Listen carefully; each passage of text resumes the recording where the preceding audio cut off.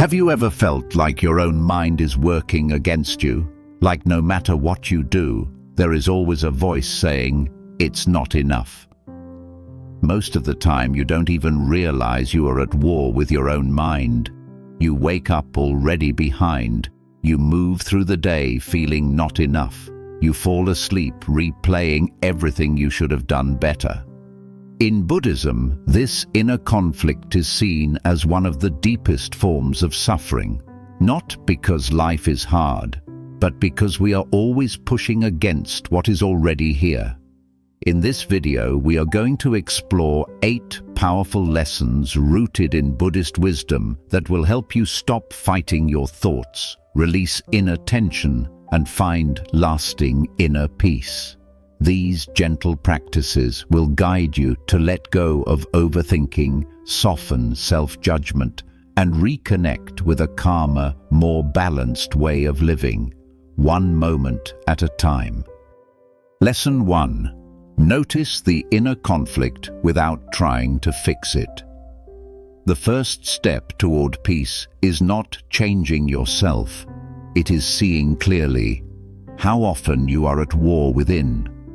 Most people think their stress comes from outside circumstances, deadlines, expectations, other people. But if you look closely, there is something else happening beneath all of that, a constant commentary. A voice that says, "This isn't enough, you should be better. Why did you do that? What's wrong with you?" This voice is so familiar that you may not even notice it anymore, but it shapes your entire experience of life. Buddhism teaches that suffering does not only come from pain itself, but from resistance to what is already present. When you feel tired, the mind says, "I shouldn't feel this way." When you make a mistake, "I need to fix this immediately." When you feel anxious, "Something is wrong with me." This is the fight, not the feeling itself, but the rejection of it. So the first practice is simple. Do not try to fix yourself. Do not try to improve anything. Just notice. Notice how often you correct your thoughts. Notice how quickly you judge your emotions. Notice the tension that appears when things are not exactly how you want them to be. You may begin to see something surprising. The mind is rarely at rest. It is always trying to adjust, improve, control, or escape, and this effort is exhausting. So instead of adding more effort, try something different. When a thought appears, pause. When a feeling rises, pause. Say silently, "This is here," not "This shouldn't be here." This small shift creates space. You are no longer immediately reacting, you are observing, and in that observation, something softens. You begin to realize that not every thought needs to be believed, not every feeling needs to be solved. Some things can simply be allowed. This is where peace begins, not in changing yourself, but in no longer resisting yourself. Lesson 2. Stop trying to control every thought. One of the most exhausting battles you fight each day is the attempt to control your own mind. You try to think the right thoughts. You try to avoid negative ones. You try to replace doubt with confidence, fear with certainty, discomfort with calm. But the mind does not work this way. Thoughts arise on their own, uninvited, unplanned, unpredictable. Buddhism teaches that thoughts are not who you are. They are events, passing through awareness like clouds moving through the sky. But when you believe every thought, you become trapped inside them. And when you try to control every thought, you create even more of them. Have you noticed this? The more you try not to think about something, the louder it becomes. The more you try to fix your mind, the more restless it feels. This is not failure. This is the nature of the mind. So what if you stopped trying to control it? What if instead you allowed thoughts to come and go without interference? Try this gently. When a thought appears, especially one you don't like, do not push it away. Do not argue with it. Do not replace it. Just notice it, like watching a sound pass through a quiet room. You might say silently, "Thinking is happening," not "This thought is me." This creates distance. You are no longer inside the thought. You are aware of it, and awareness is always calmer than the thing it observes. Over time, something changes. Thoughts lose their urgency. They come and go more freely. You feel less pulled, less overwhelmed. You begin to trust that you do not need to manage every mental movement. And with that trust comes relief. Peace does not come from having a perfect mind. It comes from no longer needing to control it. When you stop fighting your thoughts, they stop fighting you back. Lesson 3. Allow your emotions to exist without resistance. There is a quiet struggle that most people carry every day, not against the world, but against their own emotions. You feel sadness and immediately try to explain it away. You feel anxiety and search for a way to make it disappear. You feel anger and tell yourself you shouldn't feel that way. Without realizing it, you have learned to treat your own inner experience as a problem, something to fix, something to control, something to push away.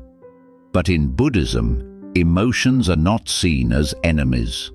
They are movements of the mind, natural, temporary, human. The suffering does not come from the emotion itself. It comes from the resistance to it. When you resist sadness, it lingers. When you fight anxiety, it intensifies. When you suppress anger, it hardens. The more you try to escape what you feel, the more tightly it holds you. So what if, just for a moment, you stopped resisting? Not forever, just for now. When an emotion arises, pause. Feel where it lives in your body. Is it in your chest, your stomach, your throat? Notice its texture. Is it heavy, tight, restless? Do not label it as good or bad. Do not try to make it go away. Simply allow it to be there. Say silently, "This is what I'm feeling right now, nothing more." You may notice something subtle. When you stop fighting the emotion, it begins to change.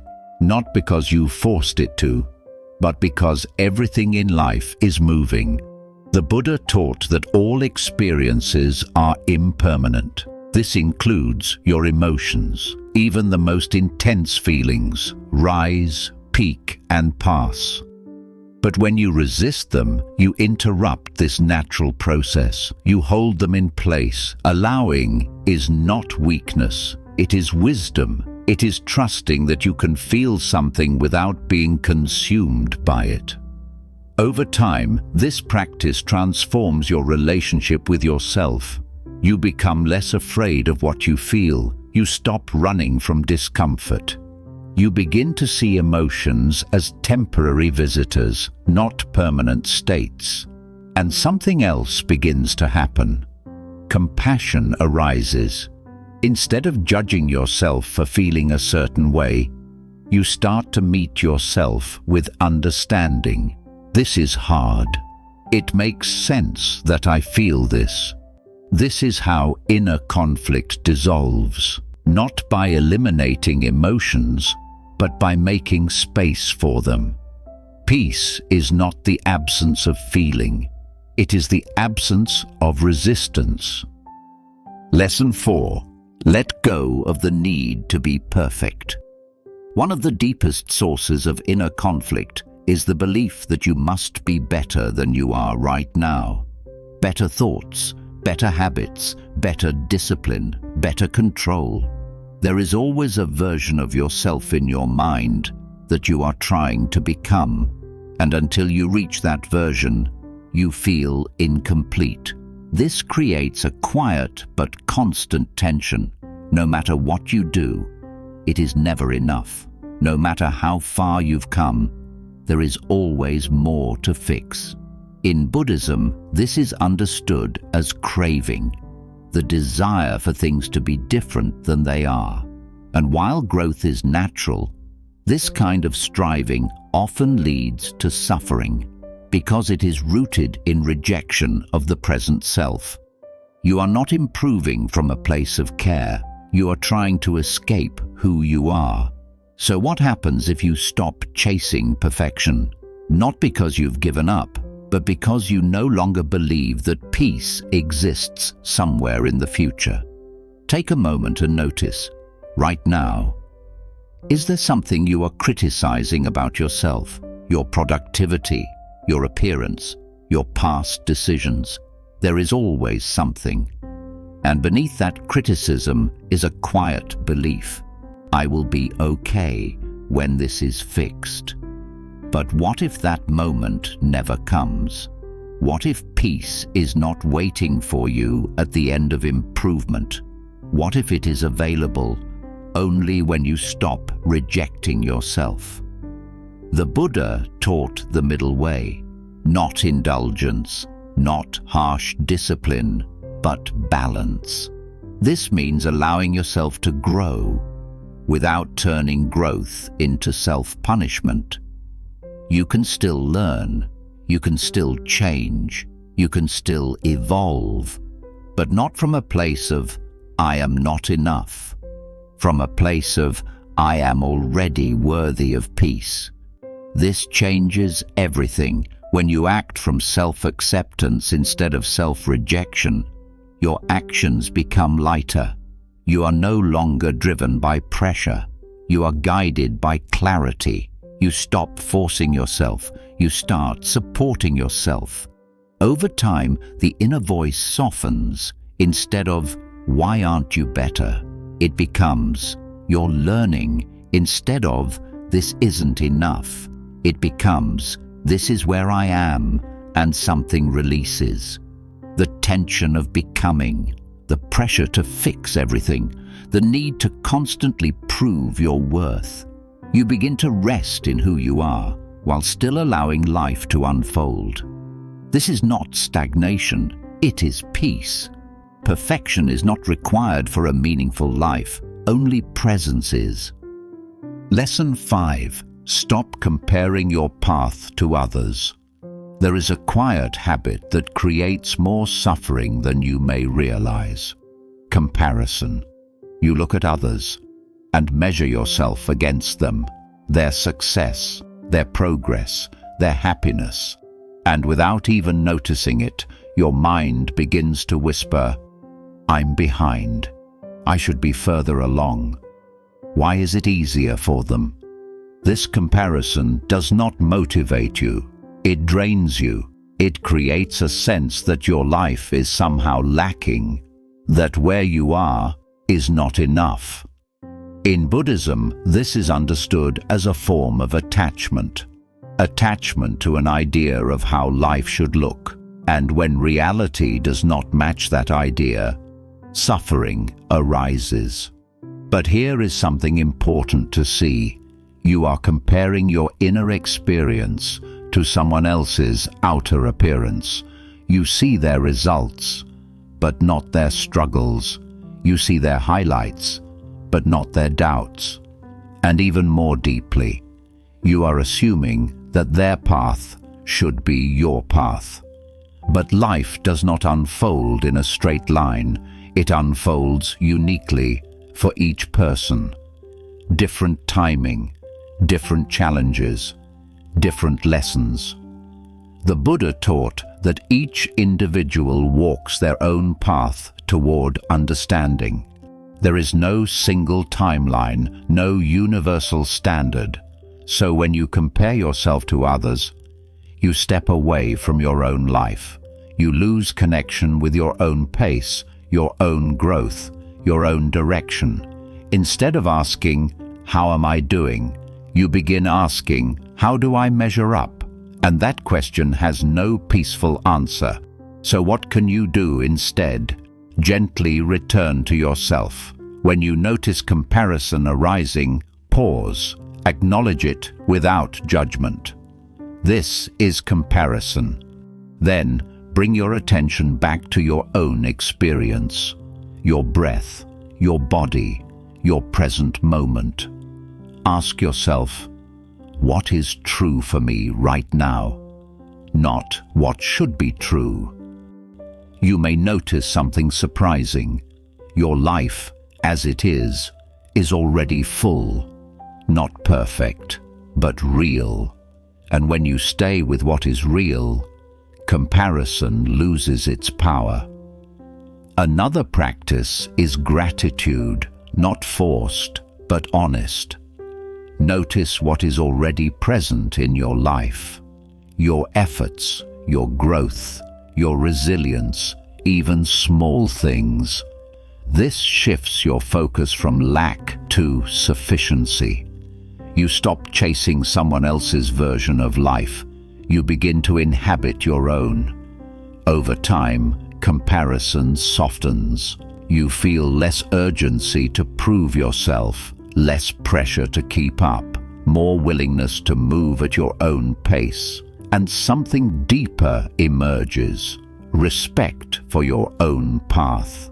You begin to see that your struggles have shaped you. Your timing has meaning. Your life does not need to look like anyone else's to be valid. This is where peace begins to grow, not when you finally catch up, but when you stop trying to.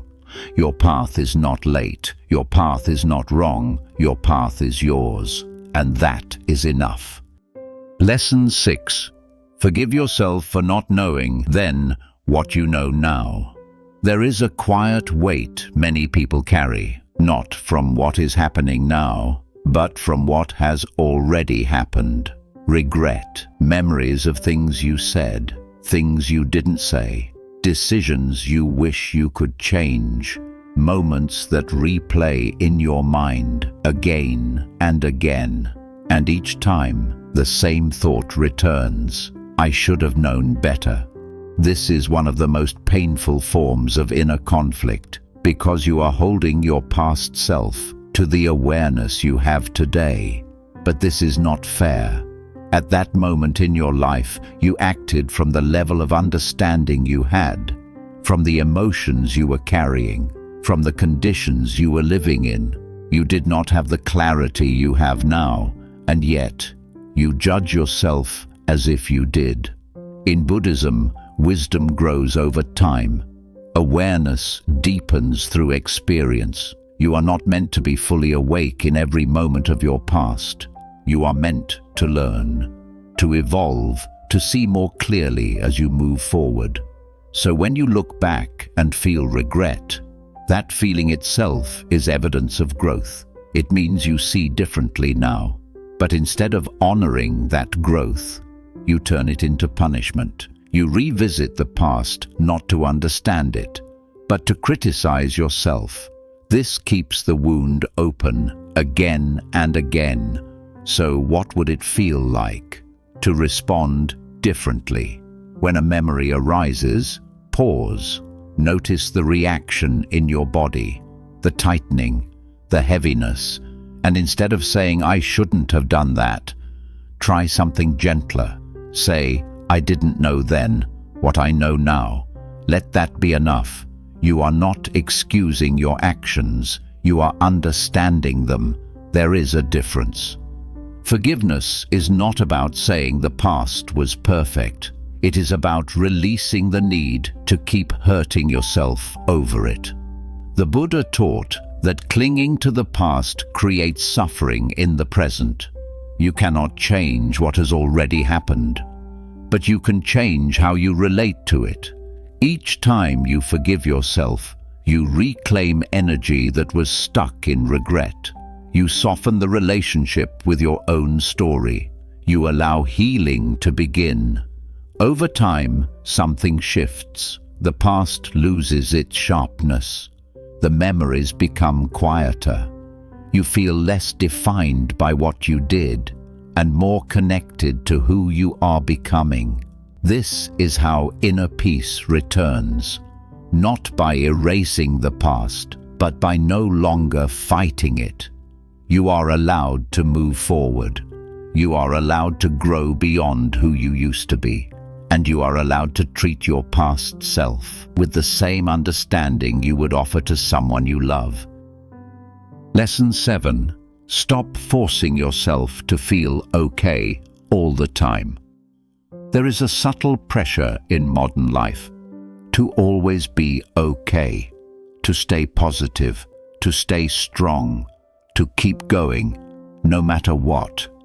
And when you don't feel okay, you begin to believe something is wrong with you, so you try to fix it. You distract yourself, you push through, you pretend. But beneath that effort, the discomfort remains. In Buddhism, this is understood as aversion, the resistance to unpleasant experience, the belief that discomfort should not exist. But life is not made only of calm and clarity. It includes confusion, fatigue, doubt, pain. These are not signs that you are failing. They are part of being human. When you fight these states, you create a second layer of suffering. The first layer is the feeling itself. The second is the judgment. I shouldn't feel this way. This second layer is what makes everything heavier. So, what happens if you remove it? What if you allow yourself to not be okay sometimes? Not dramatically, not as an identity, but simply as a passing truth. Today feels heavy. Today feels difficult. And that is allowed. When you stop forcing yourself to feel okay, you create space for honesty. You stop performing for yourself. You stop exhausting yourself with constant correction. Instead, you meet your experience directly. If you feel tired, you acknowledge it. If you feel overwhelmed, you notice it. If you feel lost, you allow it. And something surprising happens. The moment you stop resisting the feeling, it begins to soften. Not instantly, but naturally, because emotions are not meant to be permanent. They move, they change, they pass. But when you suppress them, they stay longer. This practice requires patience and kindness. You are not trying to stay stuck in discomfort. You are allowing it to exist without turning it into a problem. Over time, this changes your relationship with difficult moments. You become less afraid of them. You trust that you can move through them.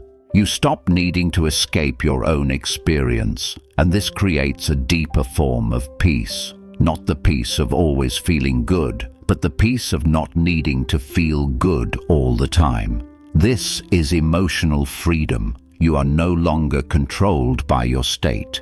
You are grounded. Even when things feel uncertain, you understand that life moves in cycles, and you allow yourself to move with it. There is nothing wrong with you for having difficult days. There is nothing broken about feeling lost sometimes. You are simply experiencing life as it is. And when you stop fighting that truth, you begin to feel lighter. Lesson 8. Return to the present moment again and again. At the root of most inner conflict is disconnection from the present moment. Your mind moves constantly into the past, replaying what has already happened, into the future, imagining what might go wrong. And in this movement, you lose contact with what is here. This creates tension because you are living in places where you have no control. The past cannot be changed, the future cannot be fully predicted. And yet, the mind keeps returning there, trying to fix, trying to prepare, trying to secure. In Buddhism, peace is always found in the present, not as an idea, but as a direct experience. Right now, in this moment, ask yourself, what is actually happening? Not what you are thinking about, not what you are worried about, but what is real. Right now, you are breathing, you are here. There is a body sitting or standing. There are sounds, there is space. This moment, as simple as it is not a problem. The conflict exists in the mind's movement away from it.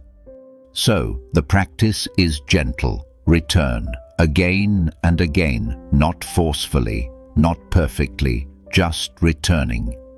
When you notice your mind drifting into worry, pause, take a breath. Feel the inhale, feel the exhale. Bring your attention back to your body, your surroundings, your senses. This is not about stopping thought. It is about remembering where life is actually happening. Over time, this becomes easier. You catch yourself sooner. You return more quickly. The distance between you and the present moment becomes smaller. And with that comes a quiet sense of stability. You are no longer lost in endless mental loops. You have a place to return to, here, now. This does not mean your problems disappear, but your relationship to them changes. You meet them from a grounded place, not from panic, not from overwhelm, from presence. And presence is powerful. It allows clarity to arise. It allows decisions to come more naturally. It allows you to experience life instead of constantly thinking about it. This is where peace becomes real. Not something you chase, not something you wait for, something you touch in ordinary moments. A breath, a step, a quiet pause. Each time you return to the present, you step out of the conflict in your mind and back into the simplicity of being alive, again and again. As you see, peace comes from no longer fighting who you are in this moment. Each time you notice, each time you soften, each time you allow, you take a step out of conflict and into calm. You do not need to change everything at once. Just begin here, gently. If this reflection helped you feel a little more at ease, consider subscribing to Mindfulness for more peaceful teachings, Buddhist wisdom, and practices that guide you back to yourself. Thank you for being here. May you move through life with less resistance and more quiet peace.